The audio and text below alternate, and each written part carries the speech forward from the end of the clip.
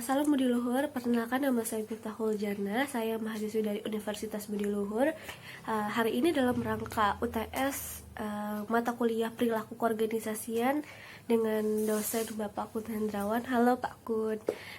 Sebelum kita bahas ke materinya, Pak Kun dan kalian di luar sana perlu tahu kalau saya membahas materi ini karena saya membuat usaha dekorasi. Jadi pembahasan saya di sini atas pengalaman saya selama menjadi pengusaha baru. Yang pertama saya akan bahas tentang perilaku kelompok. Apa sih definisi dari perilaku? Perilaku merupakan semua aktivitas, perbuatan, dan penampilan diri sepanjang hidupnya yang dilakukan seorang individu dengan relasinya dalam interaksi di lingkungannya sehari-hari. Sedangkan apa sih definisi dari kelompok? Sebuah kelompok didefinisikan sebagai dua individu atau lebih yang berinteraksi dan saling bergantung, saling bergabung untuk mencapai sasaran tertentu yang berhubungan satu sama lain dan memiliki tujuan bersama. Jadi, definisi dari perilaku kelompok adalah suatu aktivitas yang dilakukan oleh seorang individu dengan yang lainnya untuk mendapatkan aspirasi setiap individu atau setiap anggota, berinteraksi dari setiap individu dan saling bergabung atau saling kompak untuk mencapai sasaran yang sama atau yang diinginkan. Tipe kelompok dibagi menjadi dua, yaitu ada kelompok yang pertama ada kelompok formal dan yang kedua ada kelompok informal. Pengertian sederhananya dari kelompok formal adalah sebuah kelompok yang dibentuk secara formal atau resmi dengan berdasarkan keputusan yang dikeluarkan dari organisasi seperti SK atau surat keputusan. Dan sedangkan kalau kelompok informal adalah sebuah kelompok yang terbentuk tidak berdasarkan keputusan resmi dari organisasi. Biasanya kelompok ini ada karena usaha-usaha individu secara mandiri, dan kelompok ini terbentuk karena adanya kesamaan yang sama, kesukaan yang sama, hobi yang sama, atau karena pertemanan. Dan usaha saya ini termasuk ke dalam kelompok yang informal atau yang tidak resmi. Kelompok saya terbentuk karena dimulai dari pertemanan dan juga memiliki kesamaan yang sama, yaitu dari hobi kita yang suka dekorin setiap ada yang ulang tahun di antara kita atau anggota, maka dibuatlah usaha dekor ini. Kelompok itu sendiri pada dasarnya merupakan suatu rangkaian proses yang dinamis, terdiri dari beberapa fase yang menurut saya penting, yaitu ada fase pembentukan. Dalam pembentukan kelompok ini, awal dimana keadaan ketidakpastian akan tujuan struktur dan kepemimpinan kelompok harus dihadapi. Fase ini berakhir pada saat para anggota mulai berpikir bahwa mereka adalah bagian dari sebuah kelompok. Dan yang kedua, ada fase melaksanakan. Fase melaksanakan ini memperlihatkan fungsi kelompok berjalan dengan baik dan diterima oleh anggota. Jadi di sini energi kelompok sudah bergerak dari tahap saling mengenal dan saling mengerti kepelaksanaan tugas-tugas yang ada. Untuk kelompok yang relatif permanen, fase ini merupakan fase terakhir dari fase pengembangan. Dan yang kedua saya bahas di sini tentang kerjasama tim. Definisi dari kerjasama merupakan suatu usaha bersama antara perorangan atau kelompok untuk mencapai tujuan tertentu. Sedangkan definisi dari tim adalah kelompok kerja yang terbentuk dari individu-individu yang melihat diri mereka dan dilihat oleh orang lain sebagai satu kesatuan sosial yang saling ketergantungan karena tugas yang mereka kerjakan sebagai anggota kelompok yang terikat dalam satu atau lebih organisasi di mana tugas yang dikerjakan. Jadi, kerjasama tim adalah kemampuan yang dimiliki suatu kelompok atau tim kerja dalam bekerja bersama-sama untuk mencapai tujuan, visi, dan misi yang sama.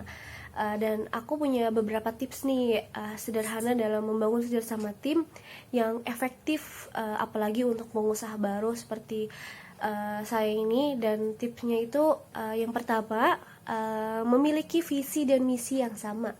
Sebuah tim tidak bisa bekerja dengan baik dan efektif jika setiap anggotanya memiliki visi dan tujuan yang berbeda. Seperti contohnya si A ingin ke utara, dan si B ingin ke selatan, dan si C ingin ke tenggara.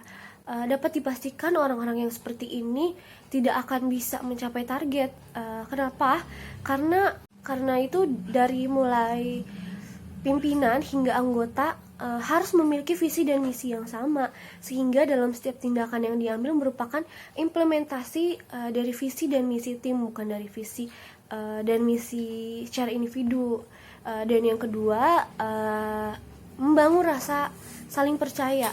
Rasa saling percaya menjadi syarat mutlak untuk bisa membangun kerjasama tim yang solid, karena tidak ada kerjasama tim yang sukses jika anggotanya tidak saling percaya. Akhirnya seluruh anggota hanya bekerja masing-masing secara individu. Rasa percaya ini akan menegaskan bahwa tugas yang diemban orang pasti berbeda kadarnya. Setiap anggota tim yakin bahwa tugas yang dibebankan rekan satu tim akan terlaksana dengan baik dan sesuai kemampuannya masing-masing. Dan yang ketiga, intensif berkomunikasi. Nah, ini penting juga nih. Jangan pernah anggap sepele komunikasi. Ketika komunikasi antar anggota macet, dipastikan kerja tim akan berantakan karena setiap orang tidak mengerti apa yang harus dilakukan. Karena itu, dilakukan komunikasi secara intensif, baik melalui meeting pagi atau pertemuan lain yang dilakukan oleh seluruh anggota tim kerja, sehingga setiap orang akan mengerti tugas dan target yang harus dilaksanakan. Komunikasi antar anggota tidak perlu harus selalu bertatap muka loh. Saat ini kan udah banyak nih aplikasi komunikasi yang digunakan. Kita sebut aja WhatsApp, ada BBM, ada Line, dan yang lainnya. Manfaatkan fasilitas tersebut untuk menjalin komunikasi intensif antar anggota atau antar tim.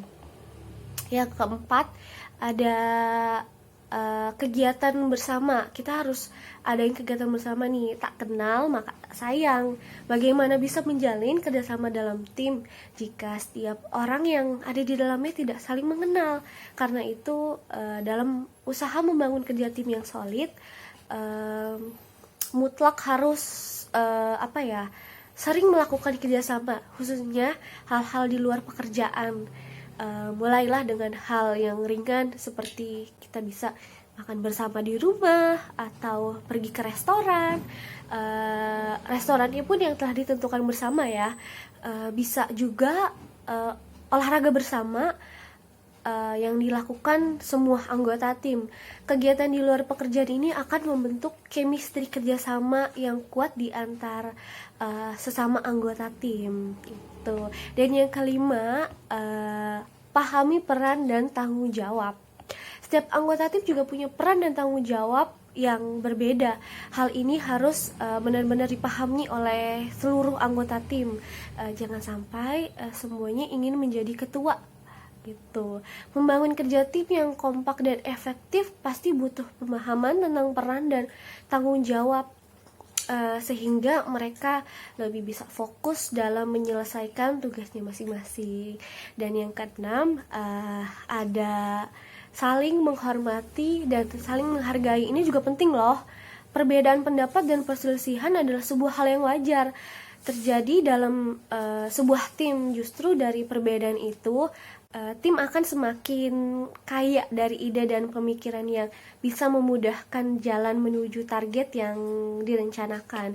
Tentu saja selama masing-masing anggota bisa saling menghormati dan menghargai, menghormati pendapat orang lain yang berbeda, menghargai hak-hak orang lain dalam mengemukakan pendapatnya. Rasa hormat ini nantinya akan membentuk semacam rantai penghubung yang kuat di antara sesama anggota tim.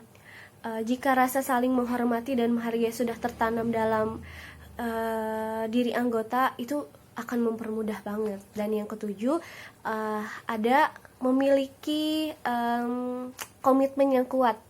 Dibutuhkan komitmen yang kuat dari setiap anggota karena setiap orang akan saling menopang kerja anggota yang lain. Saat satu orang pincang, maka proses kerja pun tidak akan maksimal. Pincang bukan hanya dalam hal fisik ya, tapi juga lebih kepada spirit juang dan komitmen bersama untuk mencapai tujuan. Ketika ada anggota yang menurun semangatnya, hal ini bisa berimbas buruk loh kepada anggota yang lain. Karena itu setiap anggota tim harus bisa saling menyemangati rekannya yang tengah menurun performanya, sehingga mereka bisa selalu berada dalam level yang sama dan menjalani tugas yang dibebankan. Tidak ada lagi yang tertinggal karena tidak mendapatkan perhatian dari rekan kerjanya. Dan yang terakhir, yang ke-8 nih, melakukan evaluasi rutin. Kunci sukses sebuah kerjasama tim adalah evaluasi. Dari evaluasi ini bisa dilihat mana yang sudah berjalan sesuai rencana, mana yang harus mendapat suntikan motivasi, atau kekurangan apa yang harus diperbaiki. Evaluasi bukan bertujuan mencari kesalahan, tapi lebih memberi arahan dan masukan agar proses kerja selalu bisa ada di jalur yang direncanakan.